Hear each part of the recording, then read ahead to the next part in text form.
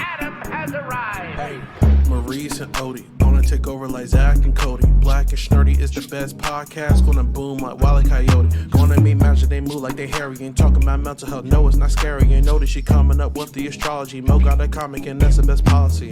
Maurice the goat, talking about animation cause you know. Odie, she moving wavy like the boat. Watching some movies and she taking notes. Yeah, kick back, listen. Black and Snurdy have risen. Upload on a mission. 5 stars, never dissing. Black and Snurdy, ooh. Black and Snurdy, yeah. Black and Snurdy. Hello and welcome to another episode of the Black and Snurdy Podcast, the only podcast where two sexy black nerds get together and shoot the shit. I am Mo, aka Kid Licorish. And I'm Mustard!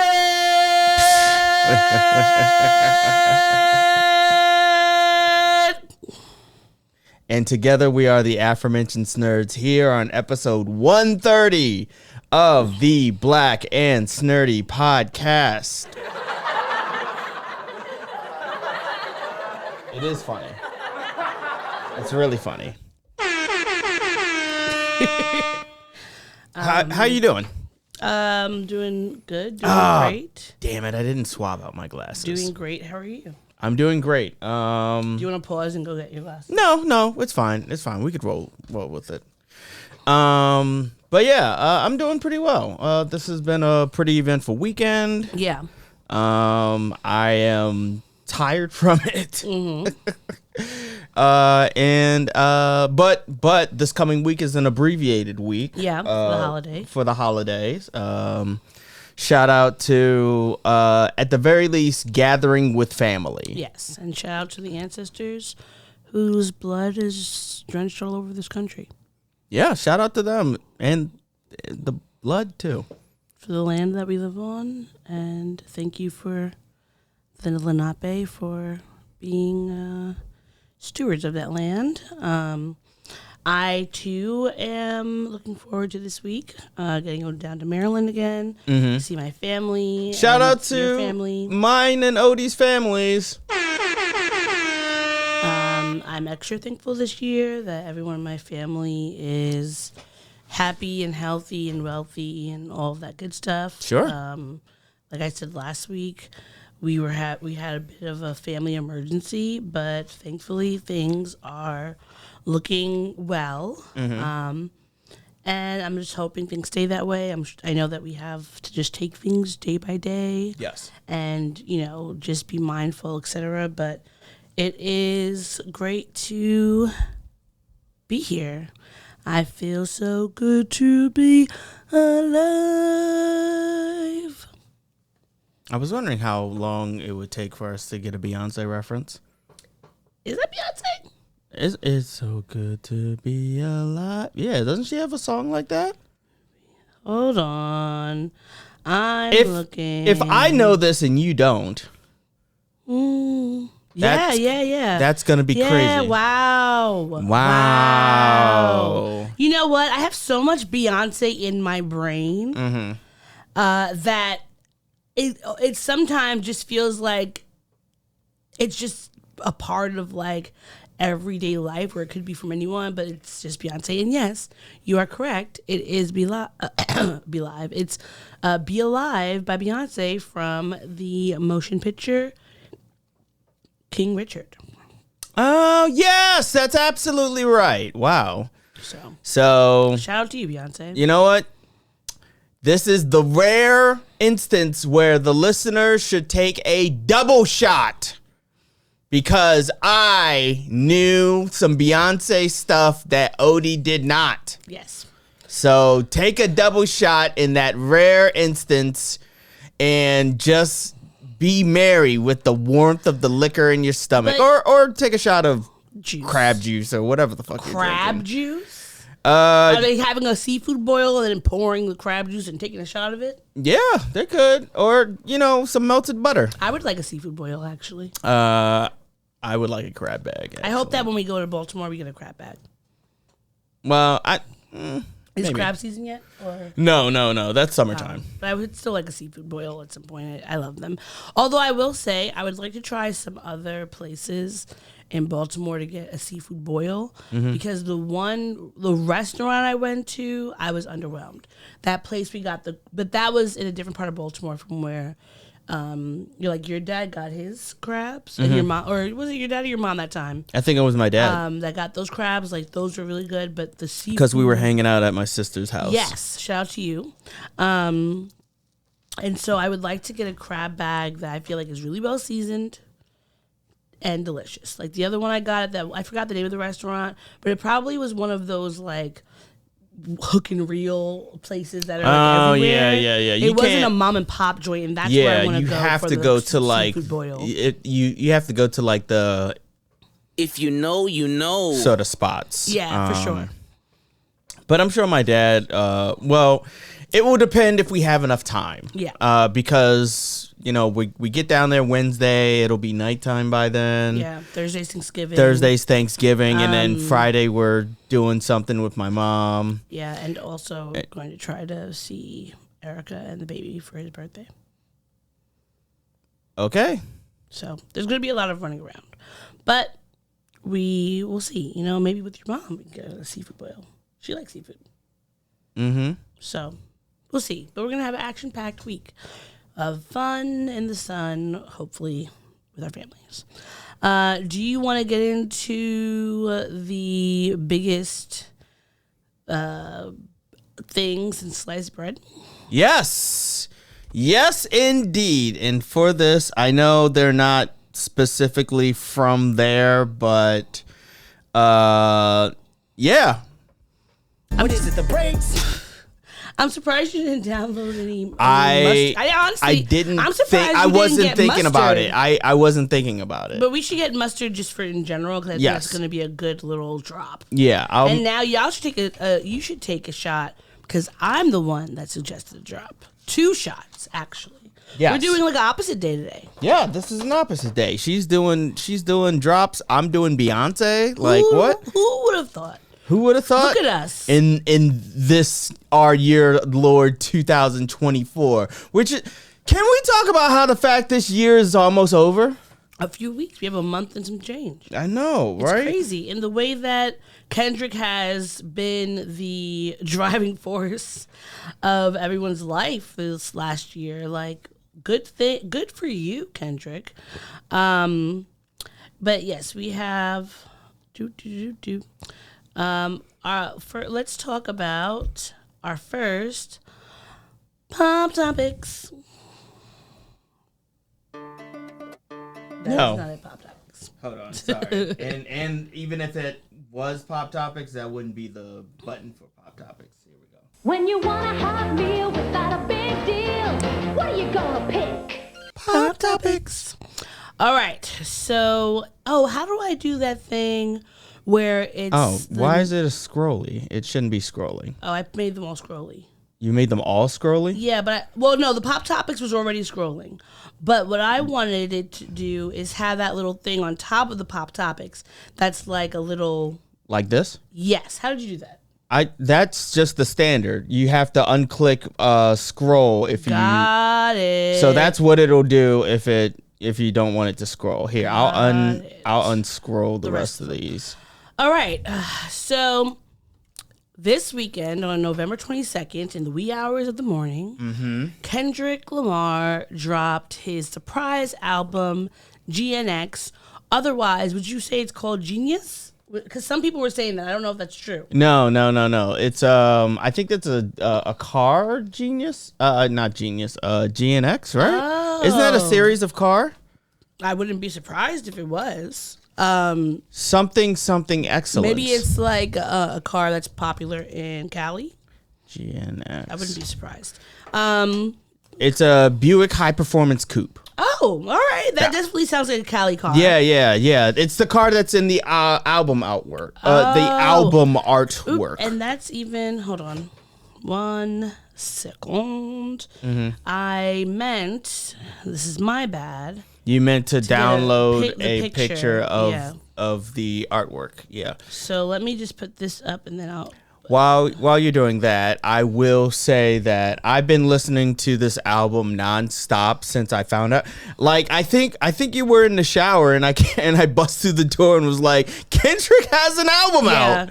Like, no, it was right before you got out of the shower and then I was about to go in and you were just like, what? And I thought it was something like serious, and you're like, Kendrick has an album, and I was like, and that's when you came to the shower so that I could listen to it at the same time, because I was like, put that shit on ASAP. Yeah, man, it's been on heavy rotation. Yeah, same. At some point, my father, who was visiting us, shout out to my father, told us to turn it off. And not because he didn't like it, he just felt like, he's been rapped out. Yes, he's been Kendricked out. He wanted to listen to some jazz. Yes. I wonder if that is just something that comes with age. Oh, I'm sure. Because like my dad, I remember him heavily having Tupac in Heavy D in rotation, Yeah. And I do want to point out, it's one of those things where like I didn't have a response as a kid. Mm-hmm. But now, like, I see the hypocrisy of it. Like, when I was a kid, my dad would say, like, oh, it's so, like, the vulgar music that you listen to is so vulgar and violent. And then I got older, and I'm like, Dad, what your favorite song is? It starts with the lyrics like, I fucked your wife. It's true. Fuck Biggie and the crew you with. And I fucked your wife. All right, here is the album cover for GNX. Kendrick looking like Kendrick. Kendrick is cool looking. He's such an attractive man. He's a short king. He is a short king. Shout out to y'all. And I love we out here. Like the intensity in his face. Like he just always gives me Gemini vibes. Mm-hmm. And I love it. And honestly, the Twitter has been going up. I have not laughed so hard. Like, only person that rivals a Kendrick album drop is Beyonce. Yes. Because obviously Beyonce is the one that spearheaded this whole surprise album drop. Yeah, when she did Lemonade or No, Beyonce, the album, the self-titled. The self-titled album. Yeah. Okay. And so like now that you could have an artist, and like of course Kendrick's an amazing rapper, so you wouldn't be surprised that he's gonna sell. But the fact that in the wee hours of the morning, it was like 9 a.m. Yeah. that you can drop an album, and the people, they're like, listen, I can't handle anything else. I saw this tweet by Black Big Lebowski at Jethro Jenkins. It said, for anybody planning on dropping another album this year, keep it. I'm busy till 2025. And I have to say, that is true. Don't put anything else out. Yeah, and honestly, if I were you, like I would just wait until like January or even February of 2025. Yeah, because not even then. Maybe March. I've been seeing some discourse within the Twitter sphere that he might drop something else. He might drop another album before the Super Bowl. I feel like he might drop it at the Super Bowl. You think so? Well, he wouldn't pull a Beyonce. He wouldn't be doing any what do you call it? He wouldn't be doing cuts from the album at the Super Bowl. No, but I could imagine him doing his set at the Super Bowl. Sure. And at the end, the last song being like the newest album bang. Like single. No, you never want to end on. I don't know. It's Kendrick. A new song. You want Kendrick. It's just. I mean, Usher had a new album, but he still ended on when he did the Super Bowl. You have to end on something that'll get the crowd going. Start it off. Who knows? But either way, he might like when he's finished with the set, be like, album just dropped. Because I see musical performances a lot like doing stand-up. Yeah. Whenever I was at open mics, what I would do is I do what I call a sandwich, where I would do an old joke, a new joke, an old joke, a new joke. Yeah. And I would sandwich them in. Whereas like I think musicians, what they do is old song, sandwich in a new song, old song, or a more recent song, then old song, and sandwich in a new song, you know, slide that in. Cause like, remember we were at the Usher concert and the first, I would say 3/4 was banger after banger after banger after banger, and then in the back end he played like a few hits that like I hadn't heard. It was from like newer albums, and then he ended on because he's like, you know, I know what the people want. Exactly. Shout out to Usher. So one of these, Mark Phillips at Supreme Dreams 1 put out this video and showing Kendrick in the studio. Bro, this nigga K-Dot is fucking tripping, bro. We've been at this shit every day for the past week and he won't let me go. Mustard! Niggas acting bad, but somebody got to do it. Got my foot up on the gas, but somebody got to do it. Nah, Kendrick, they're playing with you, Kendrick. That's not good enough. You got to make sure you say that with enough feature. Who playing with me? Twitter playing with you, Kendrick. You know Twitter playing with you. Don't tell me they playing with me. What they playing with me for? You know what? I feel like they wouldn't cut it either. I hit that one more time. You want to hit that one more time? I should hit that one more time. They playing with my body. I told you they don't play with my body. I'll box them and play with my body. You can't box them. You gotta show what you're using. You gotta hit that one more anger. I gotta hit that one more hatred, huh? They gotta feel the hate. They gotta feel the hate. They gotta feel the hate. Mustard! Niggas acting bad. Somebody gotta do it. Got to put up on the guy. Somebody gotta do it, huh? This nigga just had a full-blown conversation with himself, bro. He moving in the right spots and everything. You telling this nigga not crazy? I don't know. I've been here for 3 weeks, bro. Crazy. I don't know what to This do. was crazy. Oh, shit. Hey, huh? No, I need you to play back. Play back. I said play back. Yeah, I got you.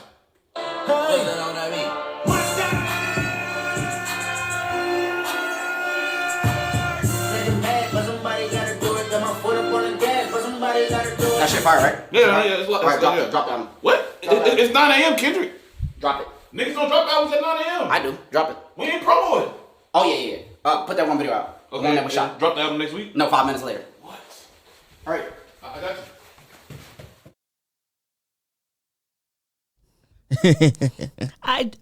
you. I honestly feel like that's what it was like in the studio. He probably he finished it up, and he said, "All right, that's it." Like all the production was done already. He said, "Oh, sounds good, great. Put it out. Put it out. That's it." That's I feel like that's exactly what he did during the beef with Drake. He was just like he took the necessary month off crafting the magnum opus that is Euphoria. Yeah. Which I still bump to All this the time. day, all the time. I do not care. I mean, look, you have Megan Thee Stallion and Glorilla. I have Euphoria. Okay, And I love all of them. and I love all of them too. So I want to listen to them more and more and more. Even though I know that it's gonna wreak havoc. It's already started wreaking havoc on my algorithm. And it's gonna wreak havoc on my end of the year Spotify wrap up, where it's gonna be like, oh, that's why I'm playing Euphoria as much as I am, is because I want it to be like, oh, you played this way more than you played like Get 'em Glow. With the shell, Get 'em, Glow. Glow. All right. Speaking of mustard, that is like people's favorite line. Mustard. I have to get that drop. Yeah, you have to get it. Yeah. But I saw this video and it was really funny. Mustard.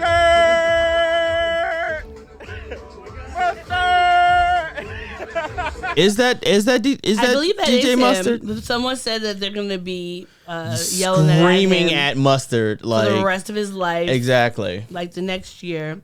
But people have been taking so many liberties with this mustard piece. And honestly, this has been helping a lot of influencers. I feel like Kendrick and Beyonce both help folks to, show their creativity. Nigga did myself, but it's not enough.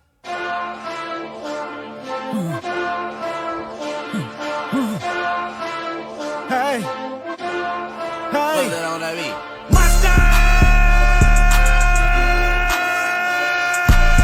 Second bad, but somebody gotta do it. Got my foot up on the gas, but somebody gotta do it.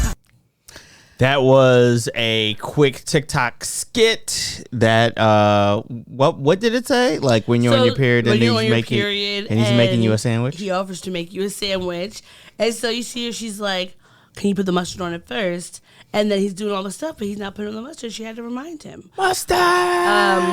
This one was also funny and food related. Yes. Bigger than myself, but it's not enough.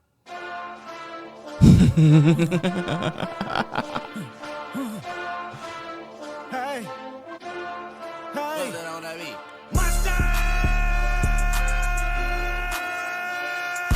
Second bad, but somebody gotta do it. Got my foot up on the gas, but somebody gotta do it. So, they did not put mustard on that hot dog. Sausage. Or that sausage, I should say. Am I ignorant for not knowing the difference between sausage and a hot dog? I don't know. I mean, I eat a lot of sausages and hot dogs. I know that And one is just a bunch of processed bullshit. I mean, both and the are, other one is just like depending on what you're specific eating. meat in a casing. Yours usually like a hot dog will be the meat. It's the casing. Mm-hmm. It's the flavoring. Whereas like sausages, it's gonna be the meat with the spices and like the casing. So wait, hot dogs have casings? I thought hot dog. Do they really have? Yeah, casings? because you could buy a skinless Nathan's hot dog. Oh really? Yeah, Oh, I did not know that. It doesn't really taste that much different, but I like casing because I like the crunch. Yeah. So the album has Mustard. Sorry. 12 songs, and they're whacked out murals because that one talks about how he had a mural in, I think, Oakland, Yeah. and some folks messed it up. Mm-hmm. Squabble Up, Luther, which came up, and I saw this tweet from Thumb Thespian at Bishop Cognac, Blue Sky Social. That's Blue Sky, not Twitter. But it says Luther in the background while Kendrick was rapping. And there's a movie, I think, in the late 80s, early 90s, where Luther was playing like a gangster. Mm-hmm. And that's where they got this scene from. But that Luther song, I mean, all the songs, Chef Kiss. Do you have any favorites? Heart Part 6. Heart Part 6? Yeah, I noticed that he had to. Unfortunately, he had to title it Heart Part 6 instead of The Heart Part 6 because of Drake's The Heart Part 6 bullshit. Nonsensical. But this is going to blow that out the water. Oh, for sure. Like more people are gonna be downloading Heart Part 6 than The Heart Part 6. Man at the Garden, Hey Now, which I really love, Reincarnated, which I really love, and I feel like I also love Luther, by the way. I mean all of them are great. But when I was listening to Reincarnated again today, I was thinking when he's talking about in the beginning different like musicians who have had bad endings due to whatever was going on in their life. Mm-hmm. And I remember when I first heard it, I remember thinking like, oh, he's doing like Tupac. But when I was really listening to the lyrics today, I was like, I really do feel like he's saying that he's Tupac reincarnated. Mm-hmm. But you know, everyone could have their theories. I'm curious to know what everyone else is. TV Off, which some people were saying is apparently the beat is like not like us, but like backwards or something. Oh, really? So that's curious, and another way that he, uses music in very interesting ways. Do you find it interesting that he didn't put Not Like Us on this album? No, because it's already isn't that already on the album before? No, it's not on any album. Oh. It was just a single. Oh, okay, I didn't know that. I thought that was on the Euphoria. No, that Euphoria is not an album. Euphoria is just a song. Wait, what's the album that has the songs that he put out during the mix? Oh, but none of the mixtapes, none of those singles he dropped are on here. No, not Euphoria, not Meet the Grams, not 6 a.m. in LA, I think that was, or 366 in LA. Yeah. And not Like Us. Oh, honestly, I don't know why. I mean, I guess maybe because we've played it so much, I think of that as like a full album. Yeah. He has Dodger Blue, Peekaboo, Heart Part 6. And of course, Dodger Blue is in reference to certain color set of certain individuals in California. I've recently learned that. You didn't know that before? I didn't know that it was Dodger blue, like the specific like Dodger cap that. Yeah. That's I remember. It represents a specific group of individuals. Did you ever watch that movie? Is it The Brothers? No, not The Brothers. It's with Paid in Full? No. It's based in California. Yeah, it was with Taye Diggs, and he moves from North Carolina to California. And it's not called The Brothers. Hold on. Let me No, because The Brothers is oh God. Who is The Brothers? Let me also look this up. Taye Diggs has such a great catalog. He has a great body of work. So it's like there's so many things you can't even, and it's such a wide variety of work. Chicago, Rent, House on Haunted Hill. I mean, so many things. The one that I'm thinking about is one of the '90s quintessential like black movies, or '90s 2000s. The Wood. The Wood. That's what it is. The Wood. It came out in '99. And I remember he plays Roland, and he moves to California from North Carolina, and he was wearing like a Carolina blue hat. And I remember the brother, who's like, you know, a gangster, was getting on him for it. Yeah. But let's see. Let's look at some other responses from social media. I will say this. I'm glad that as far as hats are concerned, I am not a fan of baseball caps. I used to be. Obviously, like in the 50 Cent era, new era caps were everywhere. Jay-Z with his all Jay-Z. black. And I had an all black hat and an all black or all pink one. Yeah. Yankees hat because I wanted to, you know, I was emulating the style. You were emulating the style and trying to get these hood niggas to talk to you. No. Anyway. Yeah. Some other reactions. I know your heart. On Twitter. Use your heart.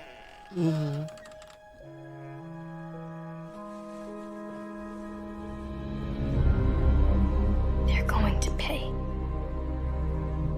They? All of them. I'm going to make them pay. And you're going to help me.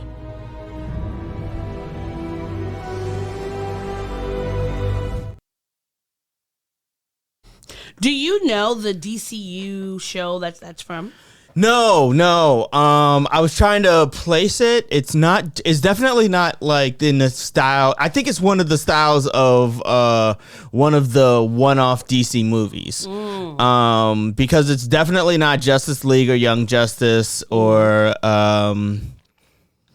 anything that's in the DCEU, DC Expanded Universe. It's probably from one of the movies. Okay. Yeah.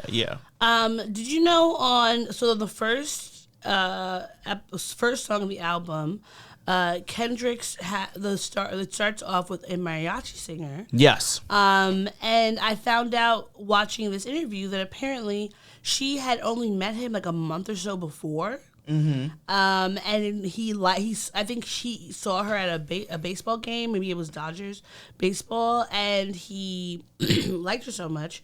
The reporter who interviewed her put out a little TikTok about it. Okay. How the hell did Kendrick Lamar get this mariachi singer to join him on GNX? I just interviewed Deira Barrera, the artist in question, and this is what she told me. It all starts at a Dodgers game. So it was game 1 of the World Series last month, and Deira Barrera was asked to perform a tribute to Fernando Valenzuela, the baseball player who passed away just a few days before the World Series. I was in tears singing for my friend who died at a packed stadium, and El Señor Lamar was there. Deira told me the story about how Fernando Valenzuela would go to this restaurant called El Tepeyac Cafe, and she would perform there every Sunday where he was a regular. Okay, so what happened in the studio? Just days after the performance, she was already in the studio with the quickness. Once she was in the studio, she says that Kendrick Lamar's team played her the beats on the album, but not necessarily the lyrics just yet. She ended up writing a few lines based on the emotions that he was trying to evoke. At one point, Kendrick Lamar stopped by to meet Barrera and thanked her for being there. He welcomed me and was so kind. He said, "You have such a powerful voice. Thanks for coming." This is Kendrick and Deira in the studio. Deira has been hustling as a musician for 30 years. You'll probably catch her at quinceañeras, weddings, at restaurants, or you might have seen her on TV. Don't forget her name, it's Deida Barrera. If you want to read the full story, there are a lot more anecdotes in the article, so go to rollingstone.com and look for Kendrick Lamar saw this mariachi singer at a Dodgers game. Now she's on GNX. Let me know what you think in the comments below. Deida Barrera. I wanted to make sure I said that correctly. Congratulations to you, Senora. First of all, mariachi is beautiful. Yes, it is. And it's I think that's something that whether you are Mexican or not and you've ever heard a mariachi band, the songs are always so beautiful and so heartfelt. And honestly, the fact that she only needed to have the emotions he wanted to evoke and wrote some lyrics, like, I bet you that her pen is just as immaculate as his. Yeah. Because that song is beautiful. All 3 songs that she's on the album are beautiful. And how amazing that he just saw her at this game and said, you know what? I want to amplify her voice. And I remember, when he had that concert for the pop out. The pop out. Yeah. And people were talking about some folks were saying online they wanted to see more Latino rappers involved because that part of LA culture is so intertwined between the black and the brown people. Sure. And there are lots of overlaps in that community. So it's beautiful to see, the solidarity. We want more of it. We love it. Kendrick I would say Kendrick is like a real artist when it comes to composition and music. And he recognizes people who are also amazing regardless of how popular they are, if people are going to know their names. Like, this woman has been hustling in the music industry for so long, and him giving her this opportunity is amazing, and we want to see more of that. Yeah. This video I saw, there's a TikToker who regularly does like live videos and has folks that he's teaching how to dance. And a majority of them that I've seen, the guys involved in learning these dances are like Southeast Asian.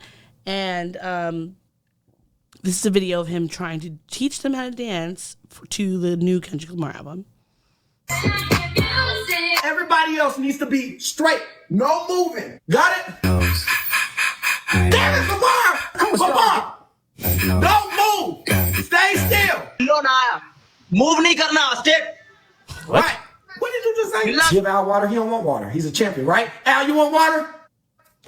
You want water? Water. I know you. That's why you're going to be great. That's why you're going to be great. Kobe, he never drank water. Michael Jordan never drank water. Just put him in the game. Reincarnated. I'm a stargazer. Life goes on, honey, to all my babies. Woke up looking for the broccoli. I keep a horn on me, that could my seat. I keep ownership, the blueprint is by me. Mr. Get Off, I get off at my feet.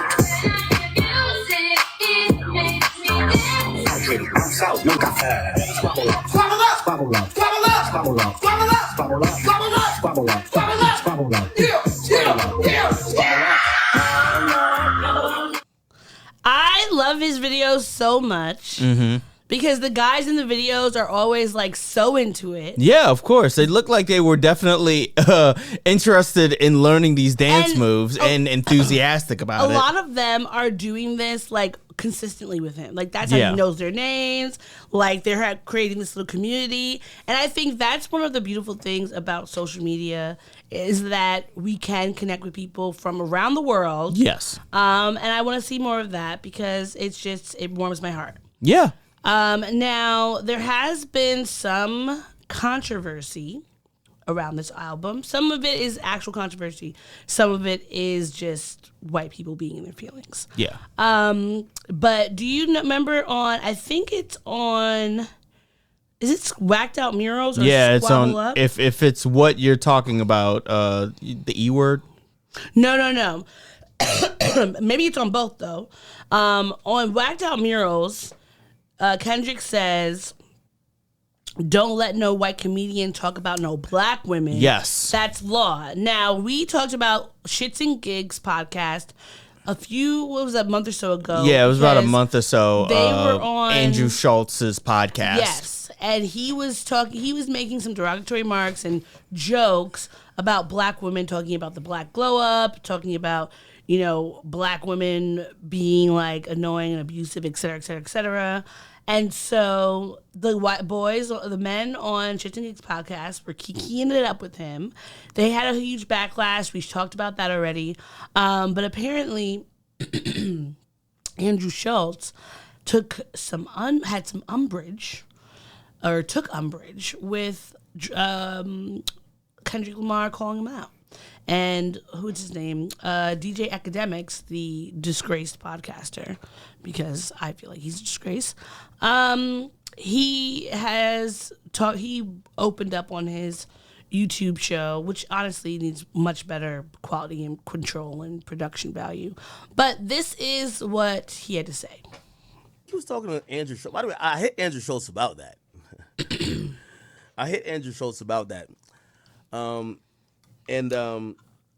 I think his reaction was, he's like, yo, is this guy too woke to understand a joke? And now, my thing is that one thing that white people do that are really, they love annoying. attacking woke people this idea of wokeness. They take words that woke is not a word that is new. It has been around since the civil rights movement. Because black people would say, like, stay woke, my brother, stay woke, my sister, like, we need to be paying attention to what's going on. And they have taken it and turned it into a pejorative because they don't like when black people, Latinx people, indigenous folks, LGBT people around the world tell them you're on some bullshit and you need to be understanding and paying attention to what's going on. Like, the idea of being woke is not specific. It's obviously black people created that term. Sure. But at this point, it is like not specific to black people. It is be woke about what is going on because across the world, there are terrible things that are happening due to oppression, patriarchy, white supremacy, colonization, imperialism, et cetera, et cetera, et cetera, et cetera. The list goes on. You need to be woke about that because we don't want atrocities that have happened in the future to find their way back around, because if you do not know your history is going to repeat itself. But anytime a white person is pressed about their behavior that could even be a little bit problematic and or toxic, they talk about people are just being woke. And it's annoying, it's frustrating. Like Andrew Schultz, your jokes are not funny. Andrew jokes. And you have never really, like in the beginning, I remember when he was on, what was that show on MTV? Guy Code, yeah. I remember I used to think he was funny, you know, like he was interesting enough for me that I watched him and Charlamagne or listened to them on Brilliant Idiots. But at a certain point, I had to stop watching them because it felt like neither of them had any desire to learn anything from the people they were talking to. Like, they would bring on, black women who were talking about different things in the community, activists, etc. And just because they themselves did not personally believe what these people were talking about and didn't understand what they were talking about, they would just constantly make jokes. And to me, like, I don't like listening to podcasts when people are just constantly talking over each other, not because they just like might happen to be excited about what they're talking about, but instead of being able to take a serious conversation or any of the conversations seriously, they just want to make jokes. And I don't personally like that, so I stopped watching. Do you have any thoughts on the... No, fuck Andrew Schultz. Just in general. I already didn't necessarily think that his style of humor when it went talking shit about black women was particularly funny. It's in look, as somebody who used to be a comedian, sometimes you take massive swings and you miss. And you just have to learn from them. I don't respect any comedian who becomes super defensive about their material when it is brought up that it might be problematic or it might have an issue. Like, I think that's the only way that your material can grow and evolve over time. Like we were in the car the other day and we were talking about people who are artists who are sellouts and who have, what do you call it, like haven't sold out and stuff. And he mentioned, and my father mentioned Dave Chappelle, and I wanted to get into like an argument about that, but we didn't have enough time. It was super late. I had to get to work in the morning. I was like, I don't have enough time to tell you why sellout is not that bad of an idea. It is not that bad of a concept. Like, because to me, sellout, it does not mean that you are changing your whatever your creative thing is, that you're changing it to do something that's more mainstream. Sellout to me means that you are going against who you are, and that is negatively impacting the community. And to me, like, I would say that Andrew Schultz is a sellout? Yes. For me personally, because I feel like it was a bait and switch. He, like many other white comedians and podcasters, they may have come out under the guise that they are so progressive and they are funny and they just love everybody, etc. But then now, when they don't have to be marketable anymore, they just go off and say whatever they want to say, and they try to act like they're being George Carlin, when George Carlin was extremely funny. He spoke about things that were happening in society. He didn't, regardless of who it was about, but he never punched down, and he wasn't ignorant. It's always ridiculous to me how comedians will attack the concept of wokeness when George Carlin was probably one of the wokest motherfuckers out there. Exactly. He was the definition of woke. Exactly. You know, like, and he is highly respected and highly held in high regard. I was about to say highly regardedly held. Well, he's all these things, and people still go and look after his old videos and stand-ups because he took everybody to task, and that to me as a comedian is what you're supposed to be doing, because that is, and not every comedian does that, but if you're someone who's supposed to be a truth teller, it does not work if you're only telling truths that benefit you. Or skewed truths. Like, yes. Okay, here's the thing. Not every comedian has to be like George Carlin or Paul Mooney or anything like that. You know, there's a wide range and wide variety of different comedians because comedy is so subjective and there's just a wide range of different styles. However, like, as far as comedy is concerned, there's as wide a range as you can get when it comes to comedy. Like, one of the consistent things is you don't have to punch down. Exactly. You don't have to take a group of and that is what I was trying to get with the whole Dave Chappelle thing. Like, he may have never sold out his integrity, but his legacy has become tainted and eroded because he refused to learn and grow. He just doubles down on it. He just doubles down on it. Like it. Like, and that's the same thing that Andrew Schultz has been doing. Honestly, I don't know if they still do the Brilliant Idiots, but for the years that they did that I knew of. He would always double down when anyone would ever come out to him and say, hey, this thing you said was ignorant. Because now, speaking of ignorance, we're going to go into the next video. Being ignorant of something is okay, because unfortunately, due to our education system and to how things are explained to us in our history, there are a lot of people that are ignorant about a lot of things. It's not about your ignorance, it's how you respond to that ignorance.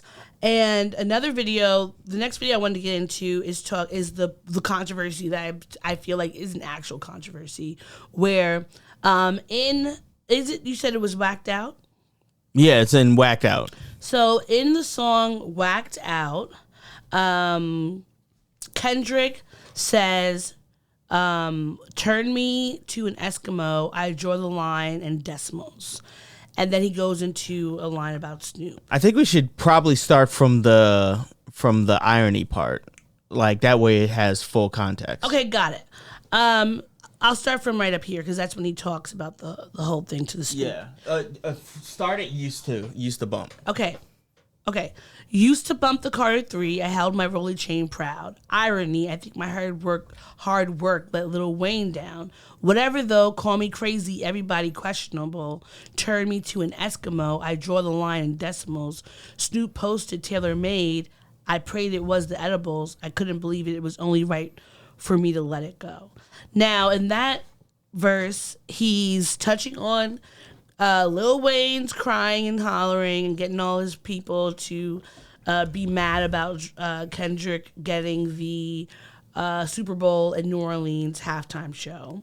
And also in response to Snoop allegedly liking or reposting Drake's Tailor Made song. Yes. Which was after the beef. No, that was during the beef. During the beef. Yeah, that was during the beef. And so he's touching on all that. And honestly, when I first heard it, I've had to listen to the song. I've listened to the songs a bunch of times. Sure. But the lyrics have only recently came out, so I didn't even clock that he said that. He said the word Eskimo, which I now know. Oh, and this is something that I only learned in the last few years, that term is no longer acceptable. The term is Inuit, and honestly, I would not necessarily expect the average American to know that, because we see this word everywhere. That's how people have talked about Inuits for as long as I can remember. And so this person who's indigenous put out a video on TikTok after he listened to the song, initially just saying he was disappointed in Kendrick in using that term, and not because he believes Kendrick, but he does not believe Kendrick is racist. He thinks that people need to be more informed on these words and how they impact. And apparently folks were getting up in arms, and this is what he had to say. I made a video about Kendrick saying Eskimo, and everyone in the comments wanted to fight each other and completely missed the point. And there's like 2,000 comments, bro. I can't respond to everyone, but there's one thing I wanted to respond with very first, and that's with people of color saying we're oppressed, so who gives a fluff if we oppress you? That's not how it works, bro. Just because you're oppressed doesn't mean you can oppress them, and if they're oppressed, they can oppress them, dude. That's not how it works, okay? No one should be oppressed. It's not about I suffered more than you, so deal with it, bro. Dude, what is that type of mentality? Okay, look, when YT people first came over to the Americas, they wiped out 90 to 95% of all natives, bro. We are completely overlooked. We try to say something about, oh, we shouldn't be like this. Everybody just like, oh, okay, but there's only like, what, a couple thousand of you? No, bro. It's not about who suffered more, bro. But I'm telling my story of how we suffered. So deal with that, bro. Okay? It's not about you right now. It's not about anyone else. This is my story of us, okay? They came over and wiped us out. Diseases, stole our women, stole our kids, shipped them across the whole entire Americas to make them go to school there and like colonize them. YT washed them, bro. And these families that are left over in slavery have to live their life knowing what happened to the kid, and the kid has to live their life knowing what's gonna happen to their family, bro. People were unalived. Everyone has to research what they did to the native population when they came here. We want more respect. We want to be called by the right names, and we want to bring back our history because it is slowly getting wiped. Our languages are getting wiped, and every single thing. And if it keeps going this way, bro, in 100 years, we won't be around on the earth anymore. There won't be any more native stuff, bro. Okay, so it is dire that we get this shit right and we fix it, bro. And Kendrick saying it, I don't care about Kendrick saying it, bro. I don't care about him as one person saying it, but him having that platform of one of the greatest rappers to ever live to say it so nonchalantly, bro, like it's nothing. That's the thing that's bad. Sesame Street saying E is for Eskimo. That's what's so bad, bro. Schools using it on flashcards. That's what's so bad. We are teaching the kids in this country that it's okay to say it. That is nothing. And that's it's such an uphill battle. And it's always people saying, oh, we were hurt more than you. Dude, I don't know about this world anymore. Well, I mean, I agreed with everything they had to say. Hold on, let me find their. I'm gonna find their name. I agree. Okay, this is what I'll have to say. I agree with the concept that if a group of people come to you and tell you that a word is derogatory towards them, that even if you did not know, you now know, and you can move forward accordingly. Like you can come through it with a more, you can be more enlightened moving forward. You know what I mean? Mm-hmm. Like, and Kendrick is the kind of person who he doesn't do like interviews or he doesn't talk to the public or anything like that. So who knows if he will see this, but he doesn't strike me as the person who will double down on language and stuff. Like if anything, it just won't be in his vocabulary anymore. And to me, I really, like, when I was watching all the videos that he posted up about, or they posted up about this, their name is Bravo Season Music, Stezi on TikTok and I believe on Twitter. They don't have their pronouns, so I'll just use they. But I think what their main contention is, like they said, it's not about Kendrick using the word. It's one, that this word is used so flippantly and is taught to us as if that is the word to describe folks, which is not, and that's wrong. And two, folks trying to play Oppression Olympics in the comments. And I went to go check the comments. He turned them off. So I don't know what exactly people were saying, but I think that it's often the case, unfortunately, from my perspective, is that when one person of color says something about another person of color, that especially if the originator is black, then people will be like, oh, it's not a big deal because we're all together. And yes, we should all be in solidarity together. However, if there was a Native American musician that was saying the N-word, folks would be upset, whether they were Native American, Latinx, Polynesian, whatever the case may be. And I think that we all should be mindful of not trying to play Oppression Olympics with each other, because at the end of the day, it's not about us being able to oppress each other. We should be focusing on getting ourselves out of the oppression and under the foot of white supremacy that has been degrading our societies and our cultures for 500 plus years, you know? So I think that we all just have to be paying attention, be mindful, and be okay with relearning and unlearning things. Mm-hmm. Otherwise, we're going to keep going on, because we could name plenty of terms used for black people that if someone called you that right now, regardless of how old they were or where they were from, that folks would have an issue with it. And so if someone says, hey, this word is not good to use, then that's it. There's nothing wrong with being called in as long as you do something different moving forward. And we can't use the excuse that, like, oh, we're oppressed, whoever we are, and so that we should be allowed to do something that also encourages and continues your oppression. Right. I will also say that, and again, I am of the mindset that if you say that this word hurts us and it's a derogatory term, great, thank you for letting me know. I can move forward knowing that information and not use that word and everything like that. But I think there is something to be said. I have noticed a trend that it only really happens with black artists. like that get called to the pulpit, so Well, to speak. Do you think that? Because remember when it happened to Lizzo and she Lizzo used and spaz? Beyonce, Lizzo- Sorry, I don't mean to. But all I'm of using them. the term. So, Lizzo used the term spaz. Spaz, Glorilla yeah. used the word retarded. Yes. I think Beyonce may have also used the word spaz. In I the think song. she spazzed out. Yeah. Yes, and Yeah. so in all those instances, people called them in, and now I don't know if it's because one, that people think that black people should know better because of the fact that we have been oppressed so greatly that we would be more aware and more mindful of what's going on. That could be it.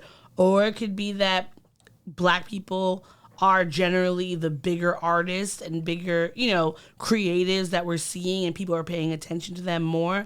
And then there's also the three of holding black people to a different standard and being more aware when we do something. Sure. But in this specific case, I think it's really just because, like he said, Kendrick Lamar is the GOAT. Mm-hmm. Like Beyonce is the GOAT. So when they put something out, when they Lizzo is there. She's around. She's around. Beyonce, GOAT. Kendrick, GOAT. Lizzo, She's around. she's good. She's solid.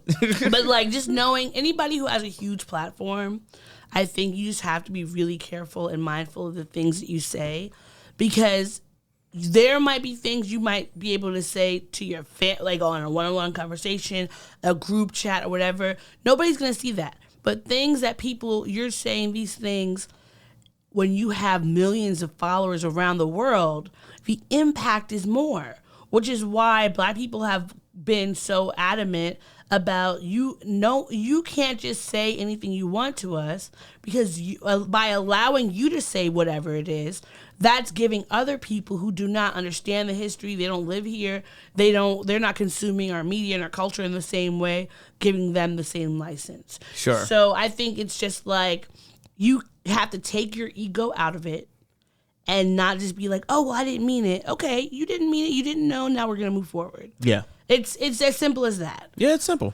And so in that song, like I said, when I read the lyrics, Lil Wayne came up as well as Snoop Dogg. Yes. Now Snoop tweeted on the day that the album came out, K-Dot new album GNX. It was the edibles.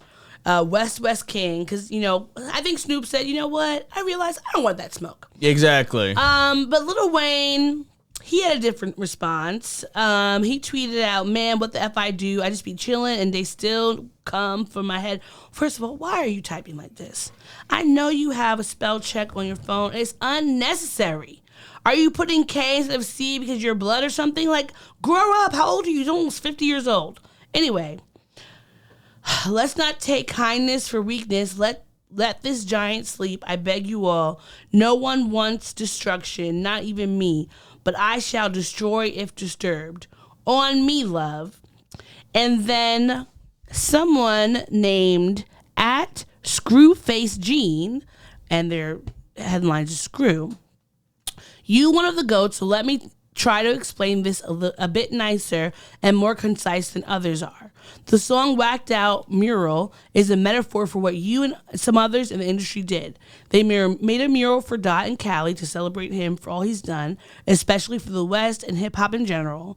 And while everyone was congratulating him and celebrating his moment, some ultra-hating-ass Negroes went and crossed it out because they probably couldn't stand the love he was getting. And so he can tell his people, I did that, making the moment about him. This, in essence, is what you did to Dot after the Super Bowl announcement. Him being the first solo hip-hop artist to take the stage is a win for the culture, no matter where it was located. Instead of showing any love to him, you made this moment about you and how you felt something was taken from you, even though it was never promised to you in the first place, which also makes you come off very entitled. That's not the Wayne I grew up on and the way that I love. Also, just my opinion after being a fan of yours forever, just leave that alone on the battle tip.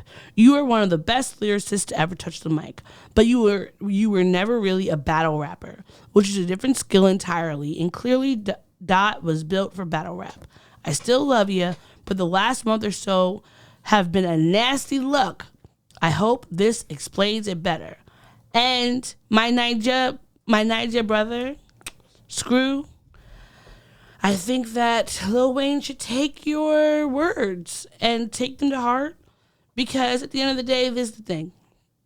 Lil Wayne has about one little dread left on his head, and he does not need to get into the ring with a fighter in his prime, okay?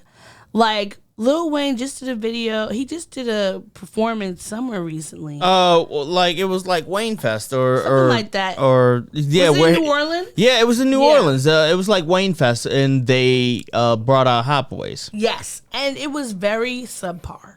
Not for the other Hot Boys, but for Lil Wayne. So I just feel like everybody just remember who you are and don't get into it. Also, this man, Poetic Flacco, who is apparently a legendary Compton blood, said the West Coast is rocking with Drake, not Kendrick. Boo. And O'Shea Jackson Jr., which is Ice Cube's son, said, "Oh, well, this changes everything." And I got a real big chuckle out of that, because I was just reading it in that voice. And I just feel like it does not matter if you say that you're going for Drake or not, or whoever. We all know who won, who has won, who will continue to win. And unless Drake does some juju on Kendrick, he is not beating him. There's no way. And none of these other rappers that are out right now are going to beat him. It's just not possible. So I think that everybody just relax, enjoy the music, shut up. You don't have to open your mouth and say anything, because it's not for you. This is not your fight. Okay. Mm-hmm. And whatever his name is, Compton blood, you're going to get beat up by your friends for talking reckless. I'm just saying. Because did you not see how many Bloods and Crips and Pyrus and all of that he had to pop out? They were all rooting for him. They were all there. They were all there. What is Drake paying you? Like, I feel like that has to be it. Like, Drake had to send him a Venmo, like Matt Geitz, and said, "For your weekend, because we're friends." This is in hopes of still getting a Drake stimulus package of some sort of like tickets to his shows and stuff. No, like it's unnecessary. It's completely unnecessary. I might be pregnant. Well, because I just had a craving for a baked potato. Ooh, a baked potato would be delicious. And you know why? It's because I saw it on the menu at Morgan's and I didn't get it. You know what? I should have gotten the loaded baked potato. Yeah. I love a loaded baked potato. Mm-hmm. The bacon, the cheese, the the butter, sour the cream. sour cream. I love me some sour cream on a baked potato. A baked potato with all the stuff on it, but also chili. Yes. Oh, and if the butter makes the potato just soft enough that you can then mix all the stuff into it. When I was little and my mom would give us baked potatoes, I would just like mash it all up on my plate and squish it with the butter so I could make mashed potatoes. And it always was delicious. I always loved it, and it helped me eat my food better. I used to eat baked potatoes like they were hot dogs. Just like bite them, right? Pick them up and then too. bite them into it. It's just like a tomato. You can just chomp into it, put a little butter, put a little if salt and pepper. it's soft enough, if there's enough butter to make the potatoes, because I've had some hard ass baked potatoes. Yeah, you gotta really. That's why if you're making them in the microwave, or you're gonna put them in the air fryer. Air fryer, perfect baked potato. Yeah, every time. Yes, agreed. All right. So somebody else who's perfect every time, Beyonce. Oh wait, how would you rate GNX? Oh, how would I rate it? I'm gonna give it 9.5 out of 10. Ooh, only really? because Very high. Only because you should always reach for more. But yeah, I think he did an amazing job, and I've been just listening to it over and over and over again. So I feel like thank you, Kendrick, for all. You missed it. That's it. No, you went past it. I want the one with the Cowboy Carter on it. Yeah. This ain't Oh, Texas. I don't. You know what? I don't know why I was thinking that was something for For Kendrick. Okay. Yeah. So I think he did a great job. All the songs were amazing. I love the Luther. I love the Deb. I love the SWV. Like all of the samples he used. Chef's kiss. Yes. What about you? Agreed. I give it a 9. It's an album with no skips. No skips. There's definitely songs there that I will glom onto more than others, but it's a no skip album. Yeah, it's nothing that I felt like, I don't want to hear this. I want to hear all of them, but I want to hear some of them. I really like Squabble Up. Squabble Up. Yeah. The one that's like, he's saying like, I deserve it or something like that. What is that? But it felt like that was like a cute little affirmations. Like, yes, I deserve it. Like, whatever it is, whatever I want, I deserve. Hey now. Like, that is just great. Yeah. And Reincarnated to me is just a Tupac song. TV Off with Mustard. Should that be the title of the episode? I think that's a good title. Okay. I am making a pledge. I will get a mustard drop and we will have it by the next episode that we do, because Man in the Garden. Because the next episode that we record you'll record again next week. Yeah. So when he said stock investments, more entities, I deserve it all. VVS White Diamonds, GNX with the seat back, reclining bitch. I deserve it all. Put my homes on the beachfront, flying private. What you eat for lunch, I deserve it all. The respect and the accolades, lamping on the island, watching Castaway. I deserve it all. That is the affirmations. Okay. Man in the Garden. So I love it. And speaking of someone else that I love.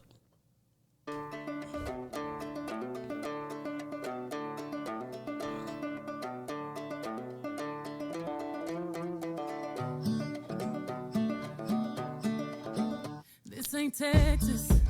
Woo! Beyonce.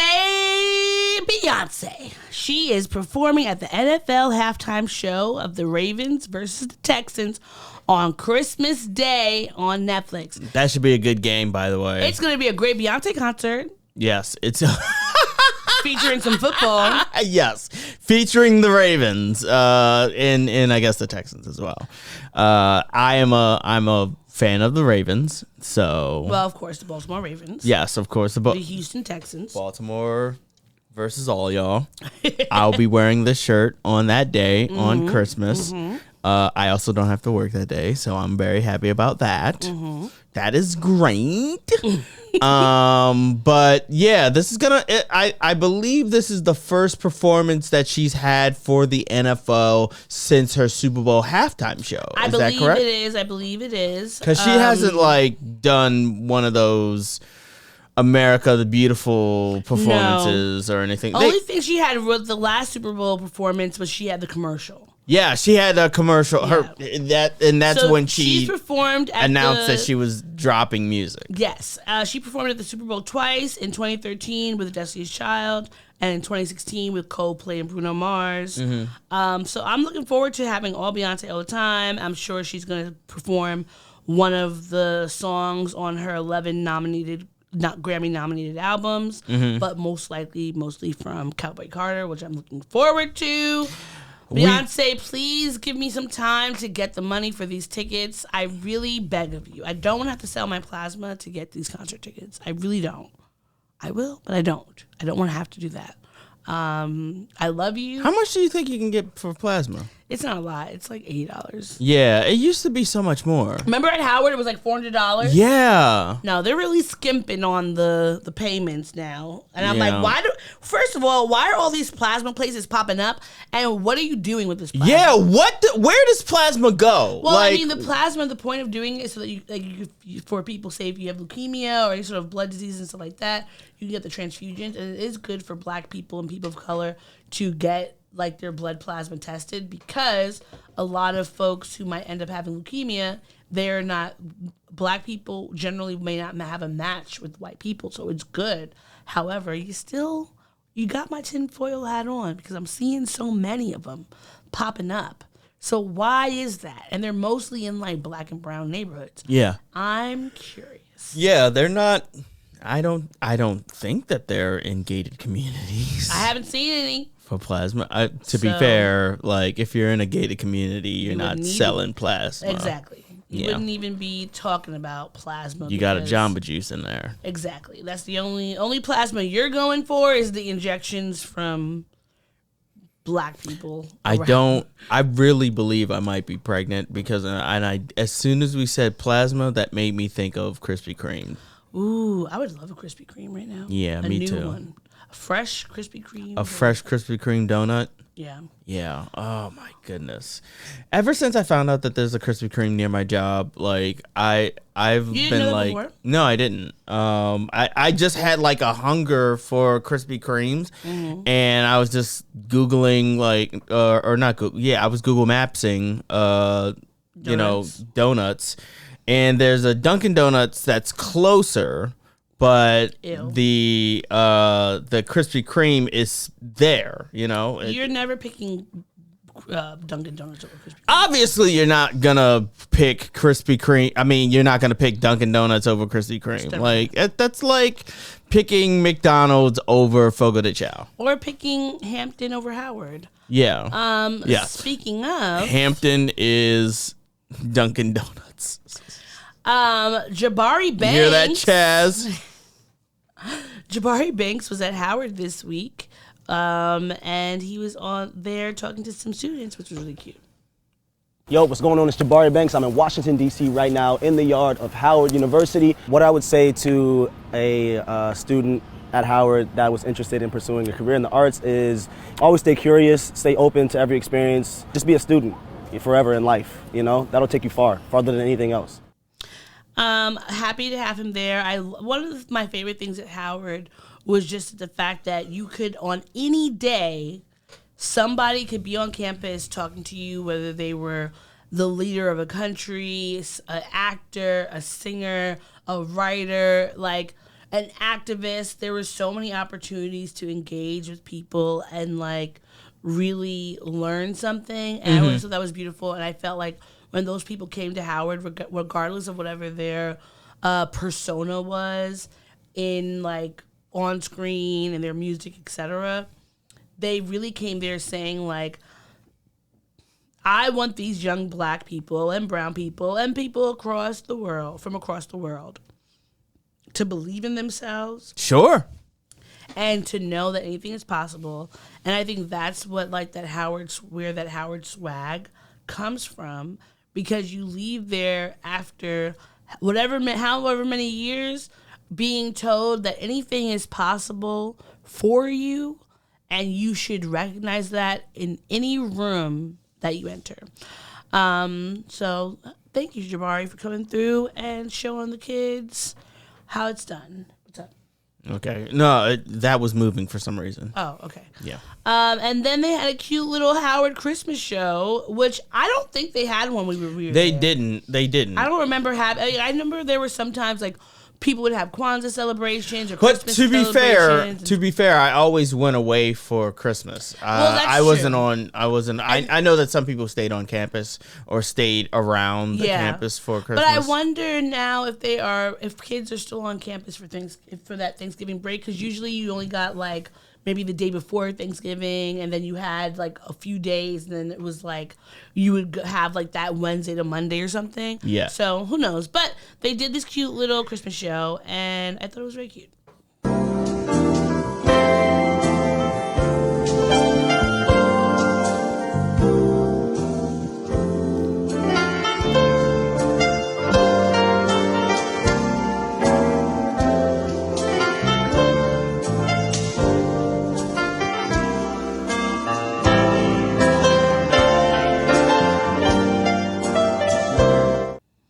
I love that.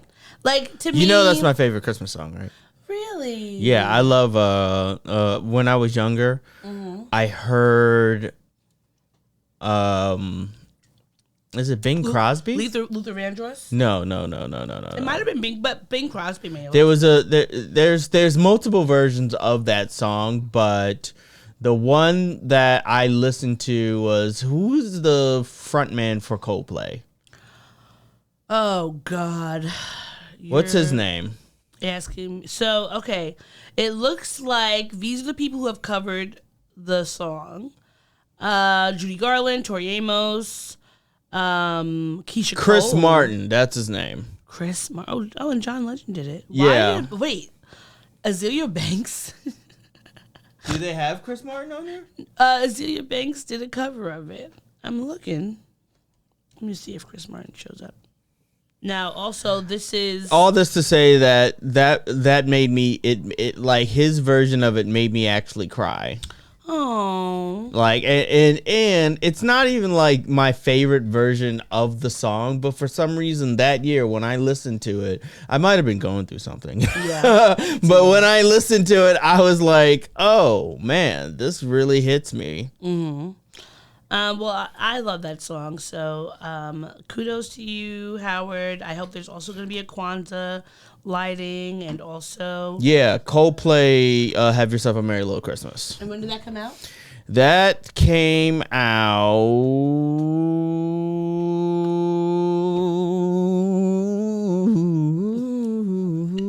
I don't know. It doesn't say what year. Oh, all right. Well, I'm going to listen to that so that we can see. So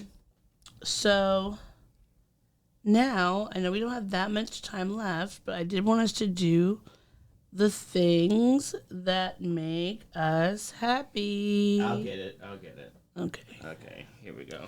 All right, so let me get this banner up and running. I'll get it. Okay, I did. Okay. I'm the baby merchant. Tots are us. I give you all the service and no damn fuss. Give the baby merchant just a week or two. I'll have your baby for you.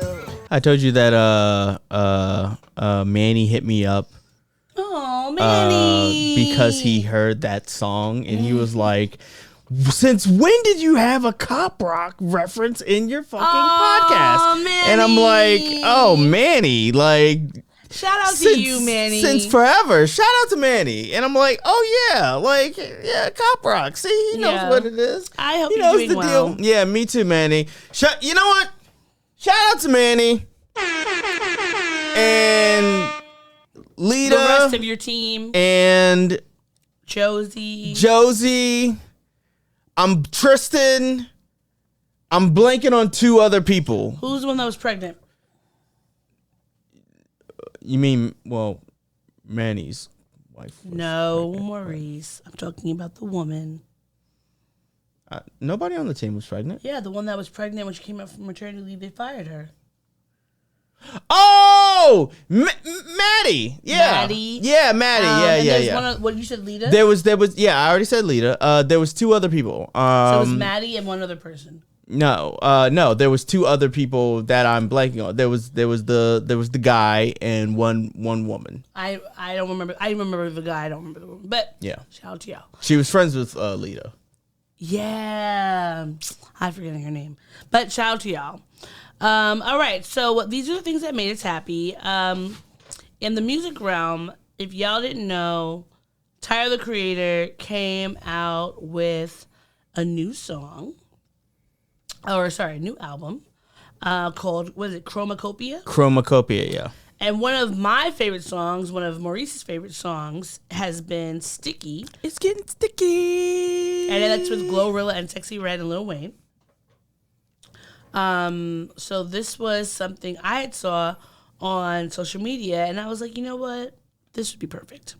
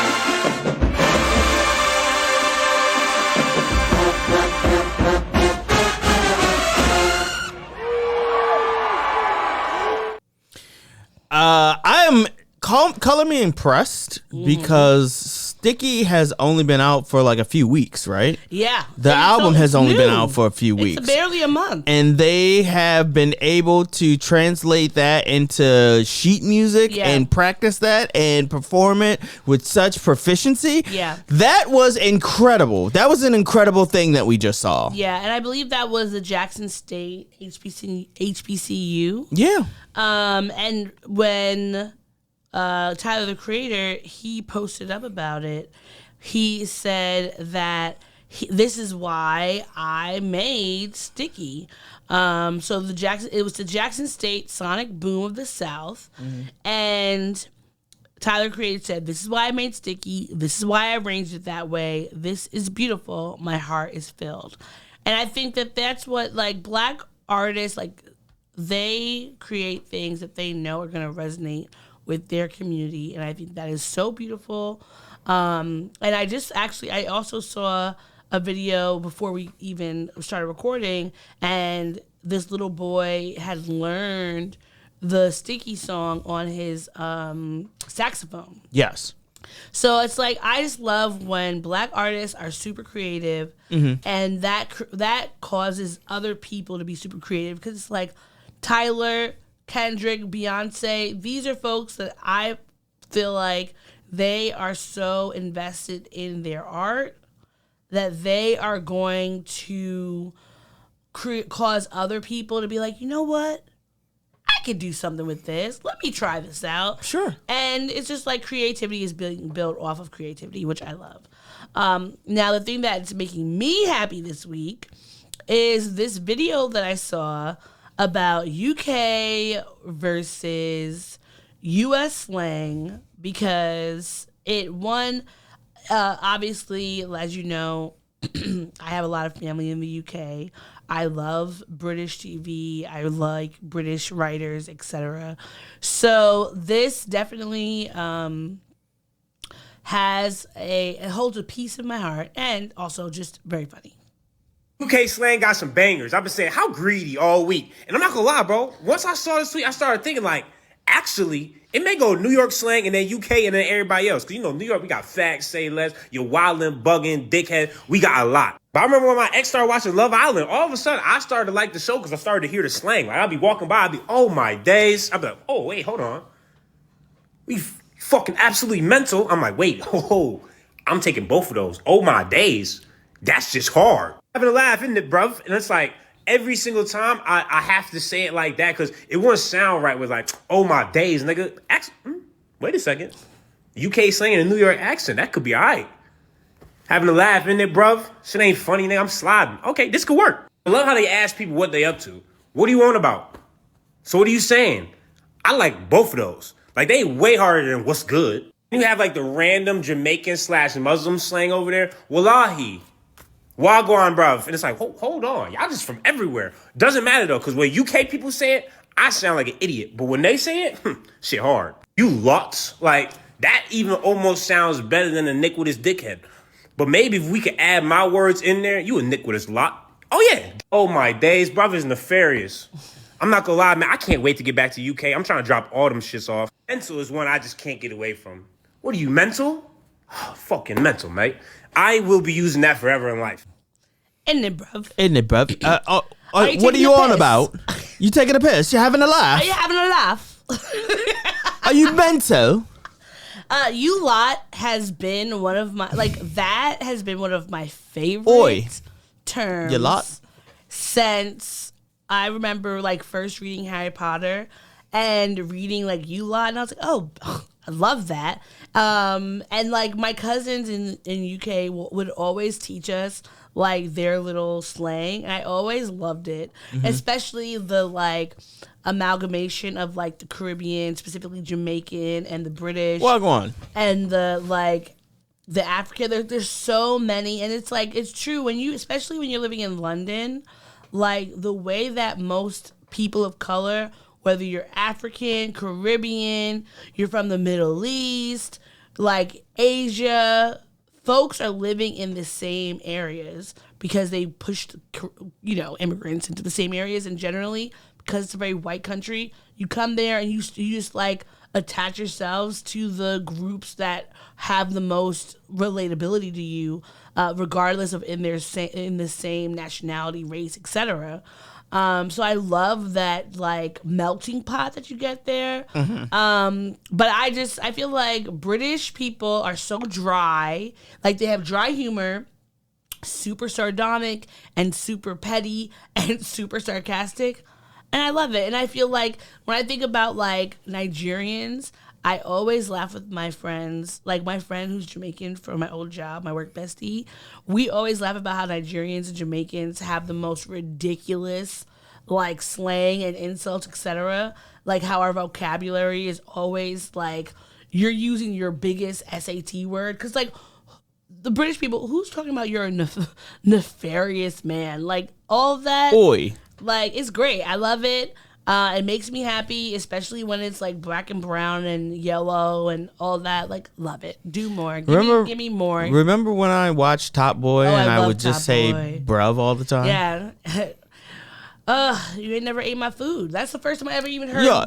drugs What's the food? called food. Yeah. Was because of... And I feel like Kendrick had to be watching that show because he said nobody ever ate my food. And if that's something in America, I will tell you, I have never heard it. I've never seen it in anybody's TV show, movie, just slang things. It was the first time I heard that was in London. So for the first time, we could say that a British person created something, didn't colonize it. But of course, it was a black or brown or yellow British person. Fun fact, did you know I think it's in London, but in certain parts of the UK, more Indians own land than white British people? And Really? I say, good for you, bruv. That's awesome. All right? Reverse colonization. Wait, no, are you having a laugh? Are you taking the piss? Are you taking the piss? You're having a laugh. That's mental, bruv. Oi. Well, that's it for me. I think we covered everything. Yeah. Have a great week. You were going to ask me if anything made me happy? I thought that we did both of the things that made you. One of the sticky was what made you happy, and the U.S. what made me happy. But what made you happy this week? Spending time with you and doing this podcast. If you recall, that is something that we always say. Yes. And shout out to my Aunt Linda and her birthday celebration. Happy birthday, Aunt Linda. Aunt Linda, that was a great party that you had. It was a lot of fun. I want to give it to you. I love the band. I want to give it to you. I love the cake. I want to give it to you. I love the food. I want to give it to you. I wish I had brought my Tupperware because I would have taken some of the food with me. That turkey was really juicy. And I was so surprised. It was surprising. The white noodles, delicious. Yeah. I wish I hadn't been wearing that bodysuit that was constricting my belly because then I would have eaten more. You would have just like gone full hog. Because the thing is, the bodysuits, they always they're supposed to be body shapers or whatever, but also and hold especially if you're wearing something that you can't have a. Oh no, I wanted that. You can't have a regular bra on or whatever, and it just makes it so that you can't eat. Yeah, and it was very annoying. But I would say majority the food. Good job. You had your spices there, which I wish I knew, because I would have been shaking it all over. Yeah, we would have been spicing it up. Spice it up.